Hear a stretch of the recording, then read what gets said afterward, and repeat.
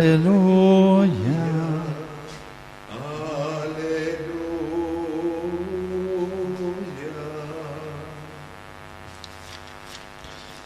El Señor esté con ustedes. Con tu espíritu. Evangelio de nuestro Señor Jesucristo según San Marcos. Gloria a ti, Señor.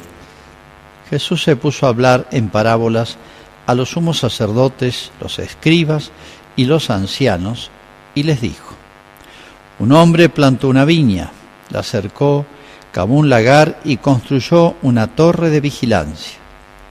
Después la arrendó a unos viñadores y se fue al extranjero. A su debido tiempo envió a un servidor para percibir de los viñadores la parte de los frutos que le correspondía. Pero ellos lo tomaron, lo golpearon y lo echaron con las manos vacías. De nuevo les envió a otro servidor, y a este también lo maltrataron y lo llenaron de ultrajes. Envió un tercero, y a este lo mataron. También golpearon y mataron a muchos otros. Todavía le quedaba alguien, su hijo, a quien mucho quería, y lo mandó en último término pensando: respetarán a mi hijo.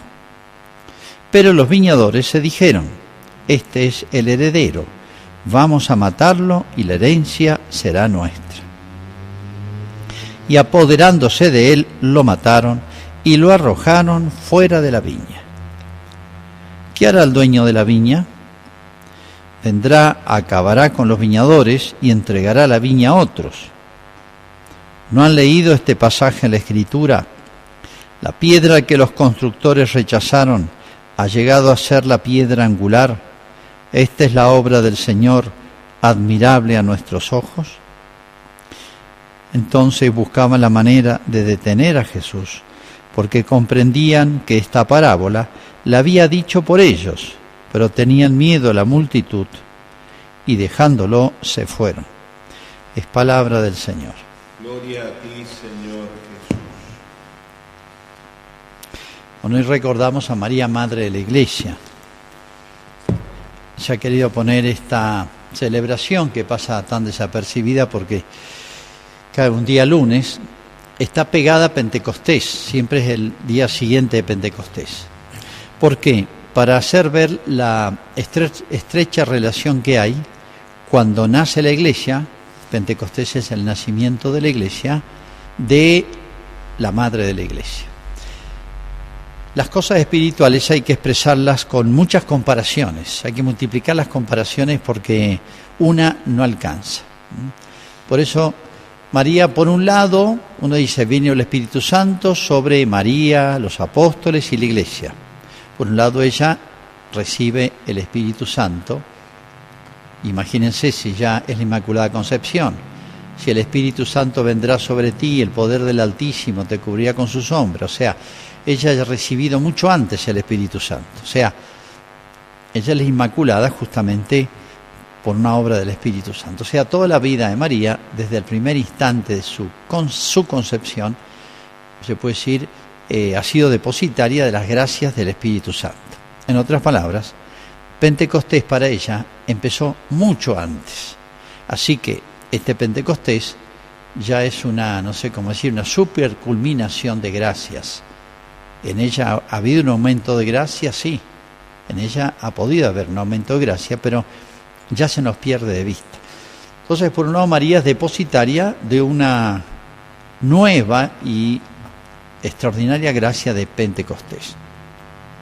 Pero por otro lado, ella se suele decir que es esposa del Espíritu Santo, esposa. Entre los esposos ambos engendran. Entonces María es a la vez que depositaria, receptora de la gracia del Espíritu Santo, es esposa del Espíritu Santo, porque engendran a la Iglesia. Así como María, por el plan de Dios, porque lo dispuso Dios, es madre de Cristo, y San Pablo dice reiteradamente, y se detiene en esta comparación, dice: Cristo es la cabeza y nosotros somos sus miembros, el cuerpo. Somos cada uno una partecita de ese cuerpo que se llama místico, espiritual significa, ¿no? Así, ninguna madre engendra una cabeza sola, engendra toda la persona. De manera que es tan lógico, tan natural, tan obvio, que María sea madre de Cristo y los cristianos. De Cristo, la cabeza y el cuerpo, que es la iglesia. El cuerpo de Cristo es la iglesia, de la cual Cristo es la cabeza. Entonces María se sitúa también, por así decir, fuera de la iglesia, engendrándola. Este título, que de alguna manera está implícito desde los primeros siglos de la iglesia, pero a veces a través del tiempo, cuando se ha difundido mucho, cuando ya es una verdad aceptada, conocida y aceptada por todos los cristianos, a veces como para honrar a la Virgen y para darle como un nuevo título público, a veces los papas han dado nuevos títulos, por así decir, a María, nuevos títulos que en realidad ya los tiene, los declara, una manera de declarar, o cuando ha habido alguna duda, para dirimir alguna discusión, como fue la Inmaculada Concepción. Bueno, el Papa Pablo VI, no hace mucho, al finalizar el concilio, que dedicó tanto a hablar de la Iglesia, al finalizar el concilio, y casi diría para sorpresa de todos, porque lo tenía, no fue una decisión del concilio, sino del Papa, al terminar el concilio, declaró a María madre de la Iglesia. No es que a partir de ese momento comenzara a ser madre de la Iglesia, sino que como para hacerle una especie de acto de honra a la Virgen, ya que se había hablado tanto de la Iglesia, no podía dejar de hablar de su madre.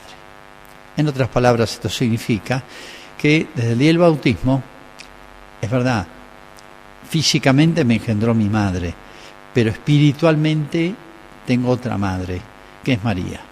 Es una maternidad real, porque ese nacimiento del bautismo es un nacimiento real. Así que yo puedo decirle a María, como a mi madre física también, que es mi madre. Y fíjense, la historia no es otra cosa, y va a llegar el fin de la historia, el final del mundo, cuando María termine de engendrar este gran parto que es ir dando a luz a todos los miembros. O sea, el día que se complete el número de los miembros del cuerpo de Cristo, ya no tendrá más sentido que siga la historia, y ese será el fin del mundo. Por eso ella tiene mucho que ver con ese fin del mundo, esa especie de completar el número de los elegidos a formar parte del cuerpo de Jesús.